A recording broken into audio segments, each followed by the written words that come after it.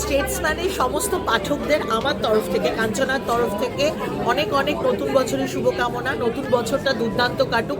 আমি জানি কথাটা শুনতে খুব ক্লিশে লাগে যে নতুন বছরের resolution and all, but this time আমি সত্যি একটা রেজলিউশন নিয়েছি যে আমি এই 2024-এ যে ল্যাদগুলোতে কাটিয়েছি জীবনটা, মানে কিছু কিছু যে বিষয়, আচ্ছা ঠিক আছে আজকে নয় পরে নয় তারপরে, সেটা আমি এই 2025-এ ঝেড়ে ফেলবো। আমি সত্যি একটা রেজলিউশন নিয়েছি যে আমি এই 2024 এবং এখন থেকেই আমি সেটা প্র্যাকটিস করা শুরু করেছি, কারণ এখনই একটা নতুন বছরের ভাইব্রেশন চারদিকে ধরা পড়ছে। তো আমি আরও প্রোঅ্যাক্টিভ হব, আরও মানে ল্যাদ খাওয়া থেকে নিজেকে সরিয়ে দেবো এবং আরও অ্যাকশন ওরিয়েন্টেড হবো। স্টেটসম্যানের সমস্ত পাঠকদের আমার তরফ থেকে, কাঞ্চনা মৈত্রর তরফ থেকে হ্যাপি নিউ ইয়ার। নতুন বছর ভীষণ ভালো কাটান।